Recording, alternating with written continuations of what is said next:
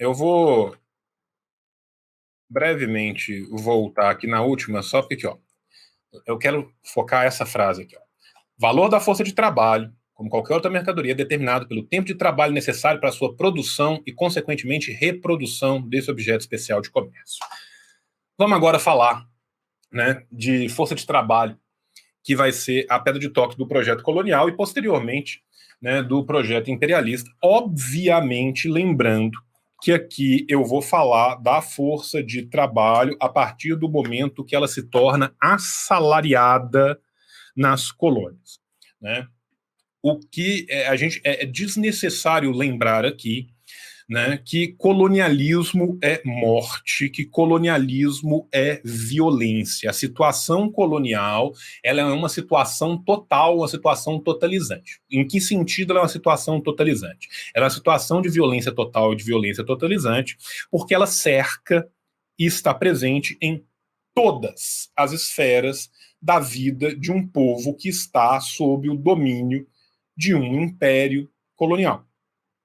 Seja na cultura, seja na religiosidade, seja na linguística, seja nos costumes, seja na economia, seja na política, a situação colonial é uma situação panóptica, é uma situação totalizante de violência constante que só se mantém e só se reproduz pela violência mais abjeta e continuada possível. Assim o foi em todos os locais aonde o homem branco colonizou. Né? Não só o homem branco, porque também no final do século XIX, né, já também no século XX, tivemos outras empresas coloniais, como a empresa colonial do Japão Imperial, que foi ainda mais cruenta, e a gente esquece muito dela. Mas, de toda sorte, né, isso perpassa toda a situação colonial. Obviamente, o valor de trabalho, a força de trabalho, só pode ser uma mercadoria porque o trabalhador não o é. Se o trabalhador é uma mercadoria ele próprio, a sua força de trabalho deixa de ser uma mercadoria porque ele, trabalhador, se tornou uma mercadoria e como mercadoria ele pode ser usado da forma que seja. Não importa. Tá? Então, assim, é,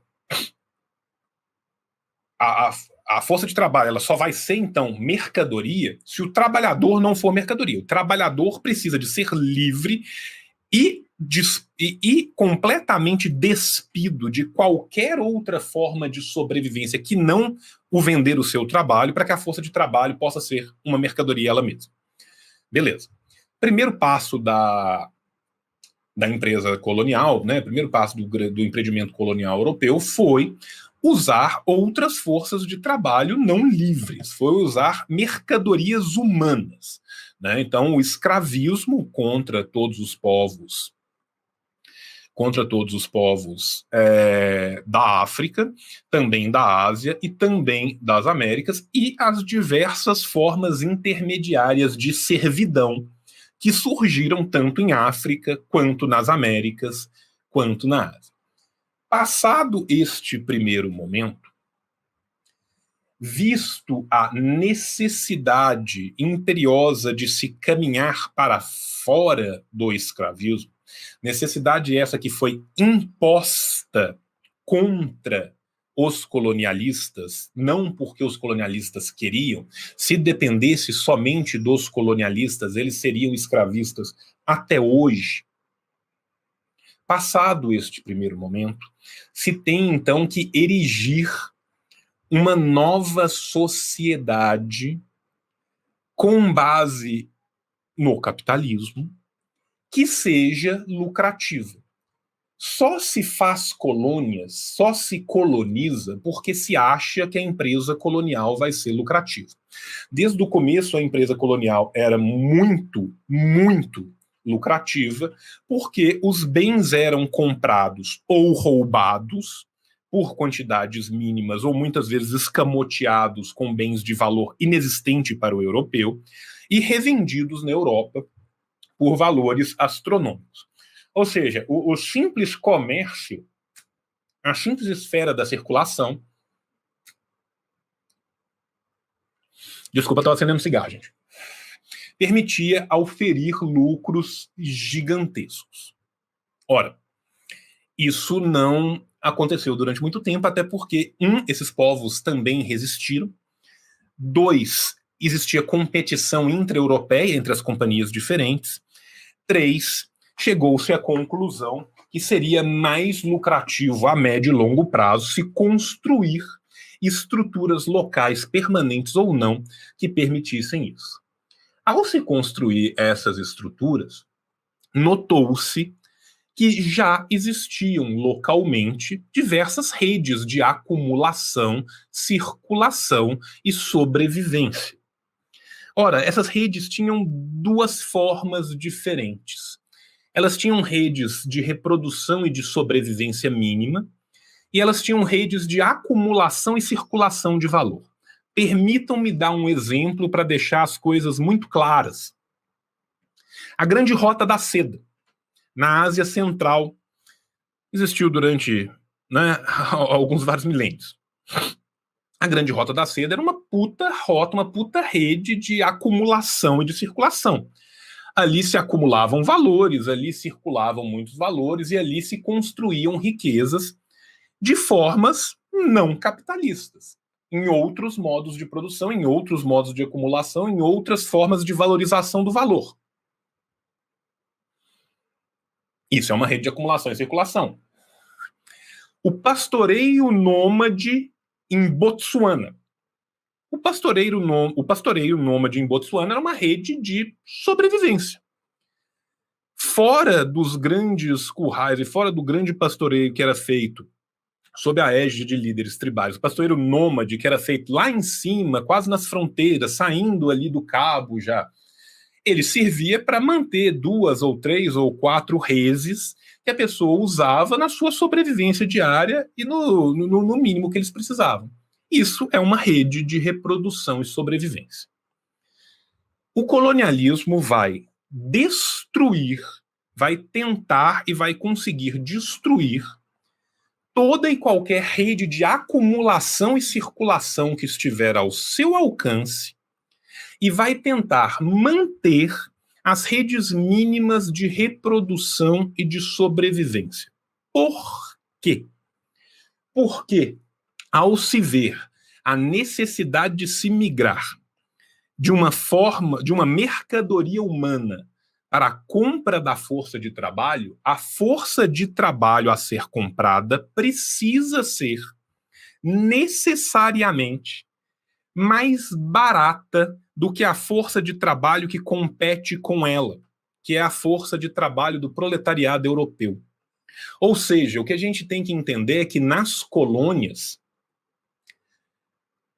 o que a gente entende por sobrevivência mínima da força de trabalho, do trabalhador, do proletariado, ou do campesi-proletariado, ou do campesino que é proletarizado, tem que ser absurdamente mais baixo esse valor para que o lucro da empresa colonial se mantenha e valha a pena em detrimento de investir o mesmo capital no centro, nas potências centrais.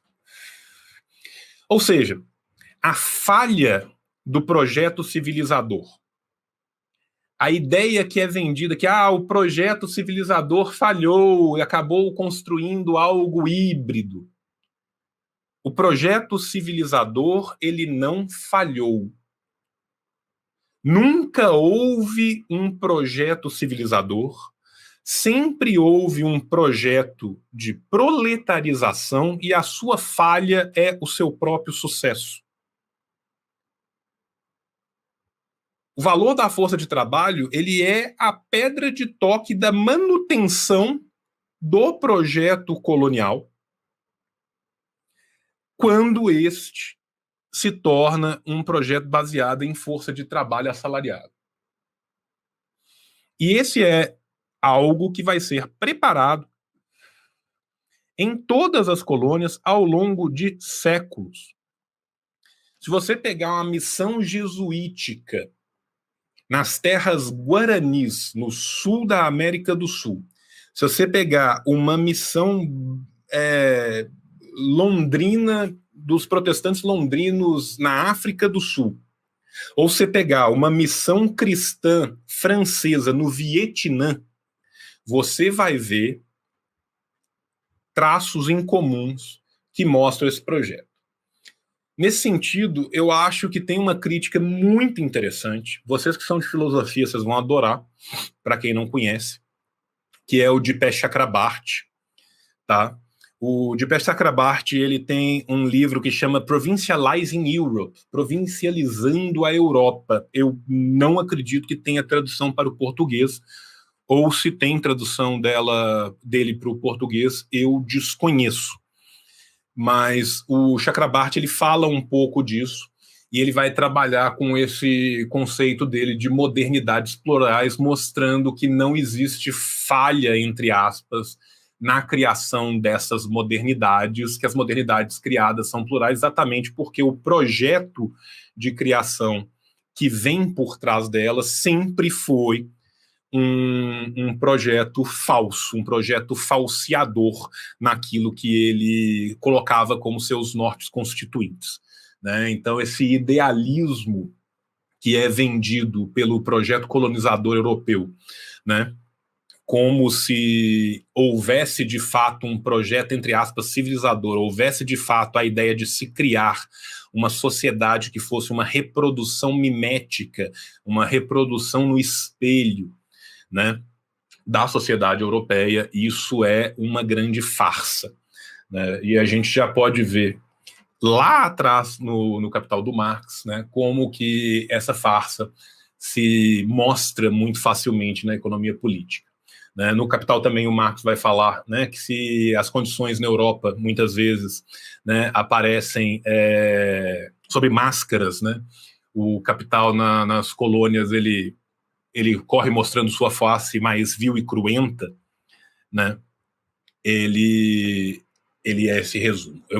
A Lana está pedindo aqui para eu explicar novamente sobre a falha no projeto de civilização C. Não é ser sua própria falha, é ser seu próprio projeto. O que é o idealismo? O idealismo é quando você tira uma foto estanque de um momento qualquer, desconsidera todos os movimentos que se tem depois daquela foto, e fala que aquela realidade daquela foto, daquele momento perfeito que você tirou, é a realidade de todos os momentos, independente de qualquer coisa. O materialismo é o contrário, é buscar a materialidade da praxis, é buscar os movimentos do real e as interações desses movimentos do real nos seus próprios movimentos para compreender esta dinâmica do real. O idealismo, como o próprio nome vende, ele vende ideias lindas e maravilhosas que não aguentam 3 minutos de trocação de fatos, de socos com a prática material da vida. O projeto civilizador europeu, que é vendido e foi vendido durante séculos como projeto da colonização, que caberia aos grandes, puríssimos, branquérrimos europeus, levar a todos nós, povos marrons, negros, amarelos e de todas as cores do mundo, a sua civilização linda e maravilhosa, e transformar nós, que somos bárbaros, em homens e mulheres civilizados, exatamente como eles, com a sociedade igualzinha deles, com tudo que a sociedade deles tem. Isso sempre foi uma farsa, isso sempre foi uma mentira. A verdade nua e crua por trás da colonização é o lucro. A colonização serve ao lucro. A colônia serve ao exclusivo metropolitano. A sua única e estreita função é dar lucro para a sua metrópole. Se para dar lucro tiver que morrer todo mundo, trabalhar 30 horas por dia, ser espancado, é a vida, toco e me voe. Então, na verdade, o que eu estou mostrando aqui, e eu quero mostrar com base neste capítulo de Marx, mas eu quero mostrar principalmente com base na obra marxiana e no ferramental de análise que ela nos propõe, é que o verdadeiro projeto sempre foi um projeto de tornar cada vez mais lucrativo uma empresa em que não se importa com a vida humana. E esse projeto foi concretizado com a destruição das redes de acumulação e de circulação local, com a manutenção das redes mínimas de reprodução e sobrevivência, com a retirada completa e restrita e absoluta de todo e qualquer direito à manutenção da própria vida da população local, que forçou estas populações ou a se proletarizar completamente, ou a se manterem parte do tempo como proletários, parte do tempo como camponeses, vivendo em suas redes mínimas de sobrevivência, de forma que, ao fazê-lo, não somente se fez tudo isso contra essas populações, mas se fez isso de uma forma que tornou essa empresa, essa empreitada colonial, ainda mais lucrativa para os seus donos, as colônias. Este é o projeto colonial.